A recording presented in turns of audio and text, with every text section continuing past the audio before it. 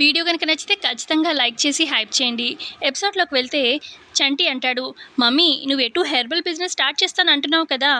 నేను ఓపెనింగ్ చేస్తాను షాప్‌ని" అని చెప్పి చంటి అంటూ ఉంటే, "ఏ బామ్మ?" అని చెప్పి చంటి అడుగుతాడు. అప్పుడు బామ్మ, "అవునురా నాన్న, నీ హ్యాండ్ లక్కీ హ్యాండ్. నువ్వే స్టార్ట్ చెయ్యి. మీ అమ్మకి బాగా కలిసొస్తుంది" అనంగానే, "అవును లక్కీ. నిజమే. చంటి మనసు చాలా మంచిదత్తయ్య. అవును. చంటి స్టార్ట్ చేస్తే అంతా మంచి జరుగుతుంది" అని పల్లవి కూడా అంటూ ఉంటుంది. ఏంటి లక్కీ హ్యాండా వీడిది? రేయ్ నీ హ్యాండ్ ఇటివరా అని చెప్పి సుమలత చంటి హ్యాండ్ని పట్టుకుంటుంది. వీడి హ్యాండ్ చూసావా ఎంత బరువుగా ఉందో? వీడి ఆకారం వీడు వీడు నా హెర్బల్ బిజినెస్ స్టార్ట్ చేస్తాడా? అసలు హెర్బల్ బిజినెస్ నేను పెట్టేది ఎందుకు? స్లిమ్ అవ్వడం కోసం, పర్ఫెక్ట్ షేప్లో ఉండడం కోసం. అసలు ఇలా ఆకారం లేకుండా ఇష్టం వచ్చినట్టు అడ్డదిడ్డంగా తినేసి పెరిగి ఒళ్ళు పెంచేసుకొని ఇలాంటి వాళ్ళు షాప్ ఓపెనింగ్ చేస్తే నా చుట్టూ వాళ్ళు నవ్వరా? ఇలాంటి వాళ్ళ వీళ్ళు ఏంటి ఇంకేం బిజినెస్ సాగుతుంది? అసలు బిజినెస్ హిట్ అవుతుందా? నువ్వు ఒకదానివి వీడొకడు. అసలు చిన్నప్పటి నుంచి వీడికి చెప్తానే ఉన్నాను, అడ్డదిడ్డంగా తింటానే ఉన్నాడు. ఒళ్ళు తగ్గించుకోరా, అలా తిండి మీద కంట్రోల్ లేకుండా ఉండొద్దని ఎన్నిసార్లు చెప్పాను. వీడి వల్ల నాకు ప్రతి చోట అవమానమే. నీ కొడుకా అని చెప్పి ప్రతి ఒక్కళ్ళు షాక్లోనే ఉంటారు వీడు నా కొడుకు అని పరిచయం చేస్తే. అదే పెద్దవాడు నా మాట ఎప్పుడూ వింటాడు, నేను చెప్పినట్టుగా ఉన్నాడు, అందుకే వాడు ఫిట్గా ఉన్నాడు. వీడు చూడు ఎలా ఒళ్ళంతా పెంచేసి, అసలు నాకు ఈ లావుగా ఉన్న వాళ్ళే ఇష్టం ఉండదు అనుకుంటే ఈ ఇంట్లో కోడలుగా ఇదిగో మరో ఆకారం రెడీ అయింది పల్లవి. ఇది కూడా అంతే బండదానిలా ఉంటుంది.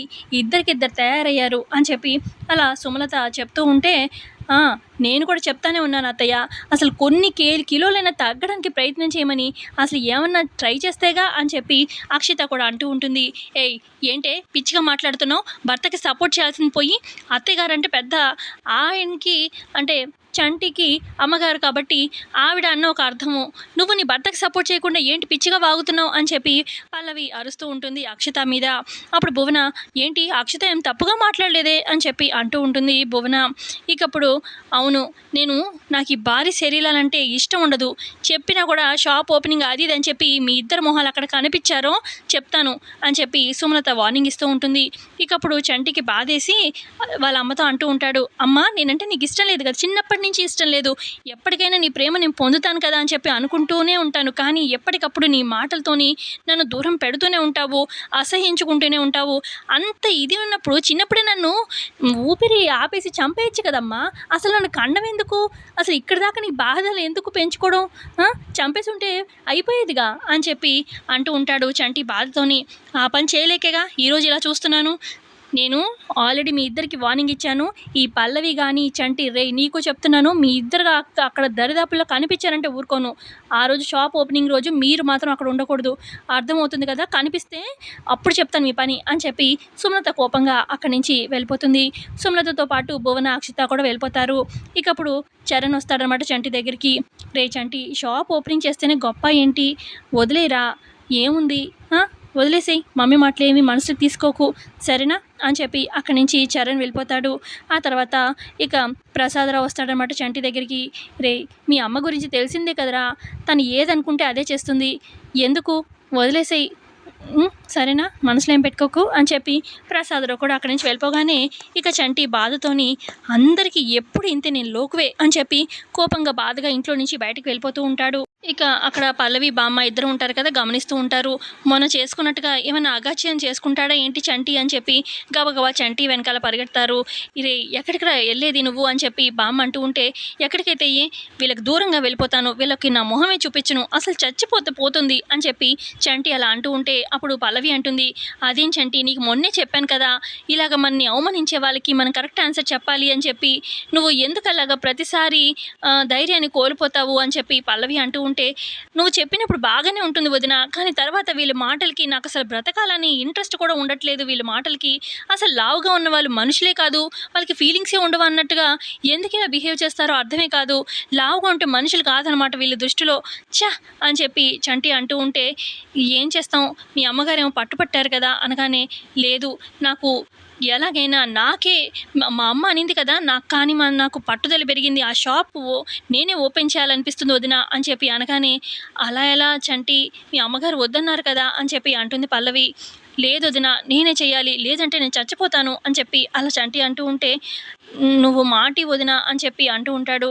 అప్పుడు పల్లవి ఆలోచించి, సరే నేను మాటిస్తున్నాను, నువ్వే షాప్ ఓపెన్ చేస్తావు ఓకేనా అని చెప్పి పల్లవి అంటుంది. ఇక అప్పుడు చంటి, నువ్వు మాటిస్తే ఖచ్చితంగా నిలబెట్టుకుంటావు వదిన, నాకు నమ్మకం ఉంది, నేనే ఆ షాప్ ఓపెన్ చేస్తాను అని చెప్పి అక్కడి నుంచి ఇక చంటి వెళ్ళిపోతాడు. ఇక అప్పుడు బామ్మ అంటుంది పల్లవితోని, అదేంటి పల్లవి, సుమలత వద్దంది కదా, తను వద్దన్నాక ఇప్పుడు ఎలా చంటితోని నువ్వు షాప్ ఓపెనింగ్ చేయిస్తావు, ఎలా మాటిచ్చేసావు అనగానే, ఏమో మాట ఇవ్వకపోతే చచ్చిపోతా అంటున్నాడు కదా బామ్మగారు, అప్పుడు చూసుకుందాము అనగానే, అప్పుడైనా ఎలా చేస్తావు, చేయకపోతే మళ్ళీ వీడేమైనా చేసుకుంటే అనగానే, అక్కడ దాకా రానిలేండి, ఏదో రకంగా ఆలోచిస్తాను, ఇప్పటికైతే నా దగ్గర ఏ ప్లాను లేదు, చూద్దాం బామ్మగారు అని చెప్పి అంటుంది పల్లవి. ఆ తర్వాత పల్లవి తన రూమ్లో ఇక ఇల్లంతా రూమ్ అంతా సర్దుతూ ఉంటుందన్నమాట. ఇక చీపురుతో అంతా తుడుస్తూ ఉంటుంది. ఇక పరధ్యానంగా ఉంటుంది. చంటితో ఎలా షాప్ ఓపెనింగ్ చేయించాలా అని చెప్పి ఇక ఆ పరధ్యానంతో చీపురేమో మంచం మీద పెట్టి బట్టలన్నీ కింద పెడుతూ ఉంటుందన్నమాట పరధ్యానంతో. ఇక అప్పుడే వస్తాడనమాట రూమ్లోకి చరణ్. ఏంటి ఏం చేస్తున్నావు అని చెప్పి అంటాడు పల్లవిని.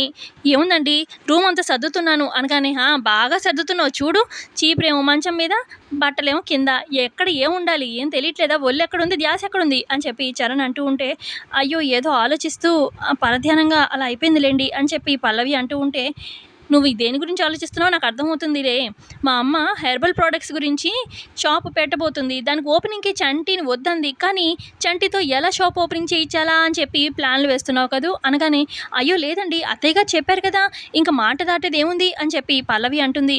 అబ్బో నువ్వు చంటిగాడికి మాట ఇవ్వడం ఒట్టేసావు కదా, అంతా నేను చూశాను, నువ్వు వాడితో షాప్ ఓపెనింగ్ చేయించాలనే చూస్తున్నావు, ఏంటి ఇప్పుడు వాడితో చేయకపోతే ఏమవుద్దంట అనగానే, నేను మాట ఇచ్చాను కరెక్టేనండి, చంటి చచ్చిపోతా అంటున్నాడు షాప్ ఓపెనింగ్ చేయించకపోతే, అందుకే అండి అని చెప్పి మాట ఇచ్చాను అని పల్లవి అంటుంది. ఆహా, షాపు మీరు ఓపెన్ చేస్తే నేను చచ్చిపోతా అంటే అప్పుడేంటి, అప్పుడు కూడా ఇంతేనా అని చెప్పి చరణ్ అంటాడు. దానికి దీనికి సంబంధం ఏంటండి అని పల్లవి అంటుంది. మరి లేకపోతే ఏంటి, అయినా మా అమ్మ అన్నిందన్న కాదు, మీరే జనరల్గా ఆలోచించండి, ఆ హెర్బల్ ప్రోడక్ట్స్ దేనికోసము, ఒళ్ళు తగ్గించడం కోసమే కదా, ఆల్రెడీ స్లిమ్గా ఉన్న వాళ్ళని చూపిస్తే బాగుంటుంది, మీరిద్దరు అక్కడ ఆకారాలు వేసుకొని అక్కడ దిగితే ఎవరైనా చూసి నవ్వరా, మా అమ్మ చెప్పింది కూడా మా అమ్మ పాయింట్ నుంచి ఆలోచించండి, సో నేను మర్యాదగా చెప్తున్నాను, పిచ్చి వేషాలు వేసి ఏదో ఒకటి చేసి మా తమ్ముడితోని నువ్వు గనక షాప్ ఓపెనింగ్ చేస్తే ఊరుకోను అని చంటి అంటాడు. అప్పుడు ఇక పల్లవి కోపంతో, మీ అమ్మగారి కంటే చంటి అంటే ఇష్టం లేదు, మీకు కూడా మీ తమ్ముడు అంటే ఇష్టం లేదా అండి, ఎందుకలా మాట్లాడుతున్నారు అని పల్లవి అడుగుతుంది. అప్పుడు చరణ్ అంటాడు, చూడు మా అమ్మ లావు గురించి మాట్లాడుతుంది కదా మా తమ్ముడితోని, ఆ విధంగా మాట్లాడడానికి నేను వ్యతిరేకమే, నాకు ఏమి ఇష్టం ఉండదు, కానీ మా అమ్మ ఒపీనియన్తో అలా మాట్లాడేస్తుంది, మా అమ్మకి నేను చెప్పలేక చెప్తూనే ఉన్నాను, అయినా కూడా మా అమ్మ వినదు నా మాట, సరే అని వదిలేస్తున్నాను, కానీ నా తమ్ముడు అంటే నాకు ఇష్టమే, అలా అని చెప్పి మీరు షాప్ ఓపెనింగ్కి రావడం మాత్రం కరెక్ట్ కాదు, అంటే ఆ ప్రోడక్ట్స్కి మీరు అక్కడ ఉండడం అనేది కరెక్ట్ కాదు, అర్థమవుతుంది కదా, పిచ్చి వేషాలు వేసుకొని అక్కడికి తీసుకొచ్చావనుకో, వాడితో ఓపెనింగ్ చేయించావనుకో, నీకు విడాకులు ఇచ్చి పడేస్తాను అని చెప్పి చరణ్ అంటాడు. ఇక అప్పుడు పల్లవి కోపంతో చీర దోపుకొని, ఏంటి నాకు మీరు విడాకులు ఇస్తారా, ఏంటి మీ తమ్ముడితో నేను షాపింగ్ ఓపెనింగ్ చేస్తే నాకు విడాకులు ఇచ్చేదేంటి, ఎలా కనిపిస్తున్నాను మీకు అని చెప్పి అంటుంది పల్లవి. అసలు మీరు ఇంట్లో మగాళ్ళుగా ఉన్నారు, ఇంట్లో అసలు ఈరోజు మీరంతా ఇంట్లో సేఫ్గా ఉన్నారంటే ఎవరి వల్ల, నా వల్లే కదా, ఈ ఆకారం వల్లే కదా ఇంత లావుగా ఉన్నాను, ఓకే కరెక్ట్ లావు ఉన్నాను కాదనట్లేదు, కానీ ఫిట్గా ఉన్నానా లేదా, ఆ సిలిండర్ ఒక్క చేత్తో ఎత్తి అవతలు పడేశాను, మీరు ఇంతమంది ఉన్నారు మగవాళ్ళు, ఒక్కరైనా ముందుకొచ్చి అలా పడేశారా, కాపాడారా, లేదే, నా శరీరమే కదా, నేనే కదా ఉపయోగపడ్డాను అని చెప్పి అంటుంది పల్లవి. అబ్బో నువ్వు చేసావులే, నీ వల్లే ఇక్కడ సేఫ్ అయ్యాము, కరెక్టే కాదనట్లేదు, కావాలంటే థ్యాంక్స్ చెప్తాము, అంతేగాని నువ్వు మాత్రం షాప్ ఓపెనింగ్కి నువ్వు తమ్ముడు అక్కడ ఉన్నారంటే ఊరుకోను అని చెప్పి అక్కడి నుంచి చరణ్ వెళ్ళిపోతాడు. ఆ తర్వాత పల్లవికి కాల్ వస్తుందన్నమాట. అవునా ఎప్పుడు జరిగింది, ఇప్పుడే బయలుదేరి వస్తున్నాను అని చెప్పి పల్లవి ఫోన్ పెట్టేస్తుంది. మరో పక్క ఇటు గుండమ్మ వాళ్ళ ఇంట్లో చూపిస్తారు. గుండమ్మకేమో కళ్ళు తిరిగి పడిపోతుందనమాట. ఇక బెడ్ మీద అలా కూర్చుని ఉంటుంది. డాక్టర్ వచ్చి చెక్ చేసి ఇంజెక్షన్ ఏదో ఇస్తారు, మెలకు వస్తుందనమాట గుండమ్మకి. ఇక డాక్టర్ పక్కనే ఇటు గుండమ్మ వాళ్ళ హస్బెండ్ ఆదిత్య ప్రసాదరావు, అలాగే ఇటు శ్రీనివాసరావు అలాగే వైష్ణవి వీళ్ళంతా ఉంటారు. ఇక డాక్టర్ చెప్తారు, ఈవిడ మరీ ఎక్కువ స్ట్రెస్ తీసుకొని కళ్ళు తిరిగి పడిపోయారు, బీపీ ఎక్కువైపోయింది అని చెప్పి అనగానే, అవును మా గుండమ్మకి ఏమైపోయిందా అని చాలా కంగారు పడ్డాము, అందుకే డాక్టర్ గారు మిమ్మల్ని పిలిచాము అని వైష్ణవి అంటూ ఉంటుంది.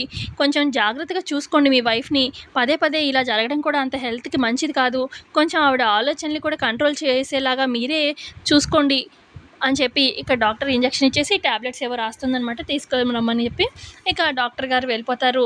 ఇక ఆ తర్వాత ఏంటి గుండమ్మ మన కూతురు గురించేగా నువ్వు ఆలోచించేది అని చెప్పి ఆదిత్య అంటూ ఉంటే, అవునండి మన కూతురు ఎక్కడుందో ఏంటో అర్థం కావట్లేదు అని చెప్పి గుండమ్మ అంటూ ఉంటే, నేను వెతుకుతున్నాను కదా కానీ టైం పడుతుంది, కొంచెం ఓపికగా ఉండు అని చెప్పి అంటూ ఉంటే, ఎప్పుడు చూసినా ఈ కూతురు గురించే, నీ కూతురు నీ పక్కనే ఉన్న నీకు ఎప్పటికీ తెలియనికుండా నీ గుండె ఆగిపోయి పోతే బాగుండు అని చెప్పి వైష్ణవి మనసులో అనుకుంటూ ఉంటుంది.